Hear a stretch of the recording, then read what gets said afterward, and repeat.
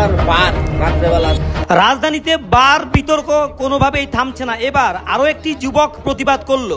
তার বক্তব্য অনুযায়ী বারের বাইরে এবং ভেতরে কি সংস্কৃতি চলে, কিভাবে ছেলে মেয়েরা যাতায়াত করে এই জায়গাতে, এই বিষয় নিয়ে সে প্রশ্ন তুলছে। কি বলছে শোনাচ্ছি। আবার বার রাত্রেবেলা শুরু হোক। আর সেদিন তো দেখছেন এই পিটাই পিটি দফা দেবো 100 হয়ে আছে। আর কদিন পরে হইব কুরুক্ষেত্র যুদ্ধ, ওই রাস্তার ভিতরে হয়ে যাবে কুরুক্ষেত্র যুদ্ধ। তারা এটা আমি তো দেখতেছি বার শুধু শুধু মায়া পাইন কাপ হয়ে ব্যান করে সেরে ভিতরে ঢুকতেছে। তাহলে এটা কিটা? এটা রেস্টুরেন্ট কি?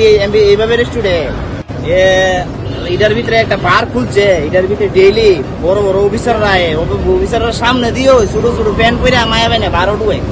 এটা বলে অশ্লীল মানে সমাজ হইতাছে দুনিয়াটা আবার রোজ বিলে গেলাম আসতো আমার 70,000 টাকা ভাই এটার থেকে আমার বাবা 1 লাখ টাকা অনেক মাইছে অনেক বলছে বার এটার ভিতরে। আর আমরা ড্রাইভারের তো একটা রুম নাই, ওই মরার গাড়ির ভিতরে ও গিয়ে বইয়া তেমন লাগে। এটার ভিতরে ডেইলি প্রতিদিন সরকারের কি হইতেছে অনুষ্ঠান হইতেছে ডেইলি ভাই। কিতা করো মনে চলছে এরকম আইন তো সংবিধান তো এমন সিস্টেম যেমন সুপ্রিম কোর্টের থেকে কইছে অশ্লীল ভিডিও অশ্লীল ভিডিও বানা যাচ্ছে না, পোস্ট করতে যাচ্ছে না। মানে অশ্লীল কাপড় বইরা রাস্তা দিয়ে আড়ে আমরা দেহন আছে দেখি আর কি।